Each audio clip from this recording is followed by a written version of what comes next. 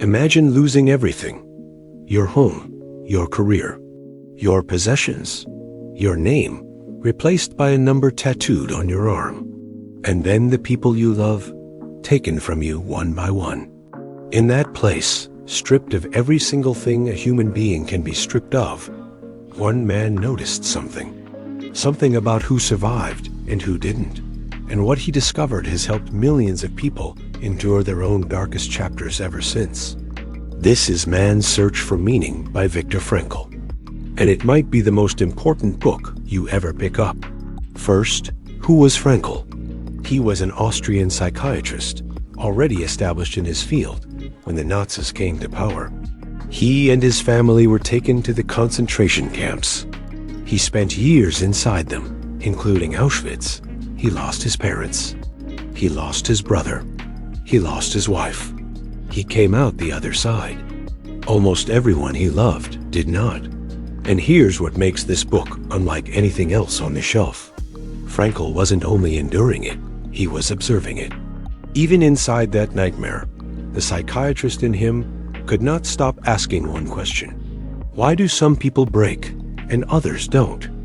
Because that's what he watched happen. Two prisoners facing identical conditions. Identical hunger, identical brutality, identical hopelessness.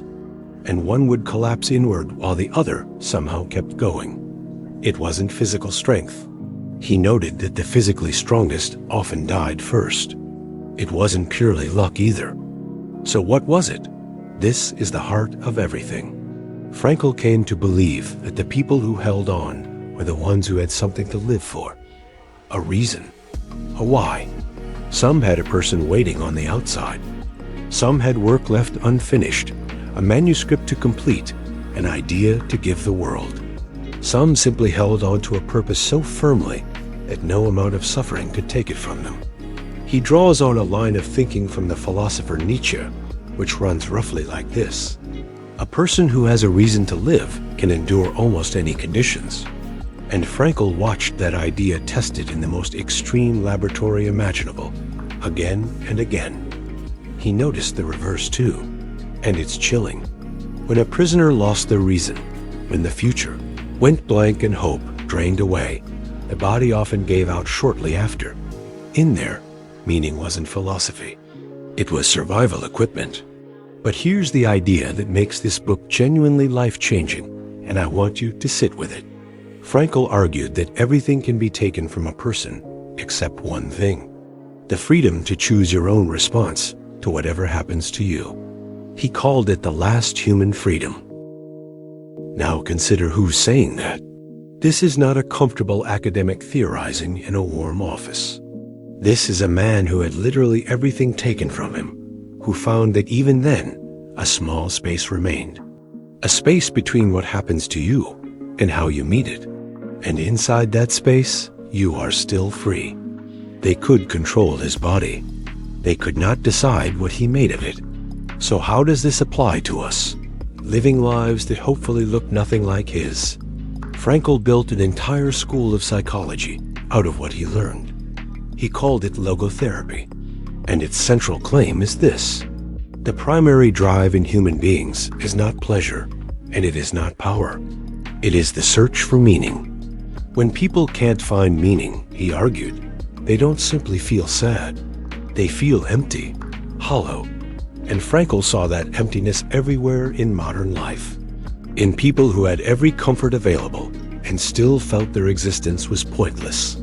He believed that hollowness was the defining sickness of comfortable societies.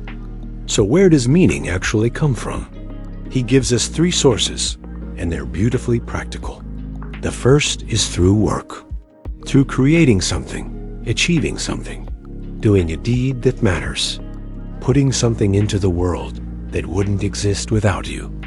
The second is through love, through deep connection with another person. Frankl describes how, in the camps, holding his wife in his mind brought him moments of genuine peace, even though he had no idea whether she was still alive. He came to believe that love reaches beyond the physical presence of the person entirely. And the third source is the hardest and the most important.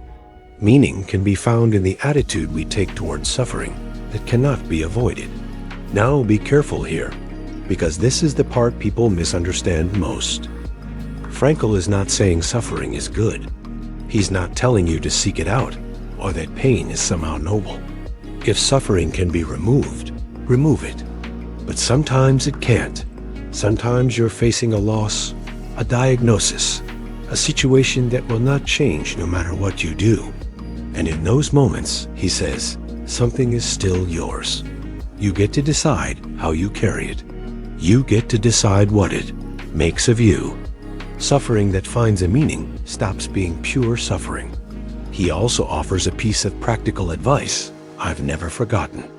He suggests living as though you were living for the second time, and as though you had already made all the mistakes you're about to make. Imagine that. Suddenly, every choice in front of you carries real weight. You'd act more deliberately. You'd waste less. You'd notice more. And then there's the shift that reframes the whole thing. Frankl argues we've been asking the question backwards. We keep asking what we expect from life, what we're owed, what should be coming to us. He says life is actually the one asking, and we're the ones who must answer. Every day, every situation puts a question to you, and your response is your answer. That flips everything. You stop waiting for meaning to be delivered, and you start providing it. So what do you take from this book? You take the understanding that meaning is not something you find lying around. It's something you create through your work, through the people you love, and through how you carry what you cannot change. You take the knowledge that when circumstances have you completely trapped, there is still one door nobody can lock: your response. And you take this from a man who earned the right to say it more than almost anyone who ever lived. That a person who knows their why can bear almost any how. This is a short book. You can read it in an afternoon, but it tends to stay with people for the rest of their lives. If this one moved you, hit that like button and subscribe, because we go between the chapters of the books that actually change people. And tell me in the comments, what gives your life meaning right now? I'd love to read your answers. See you in the next chapter.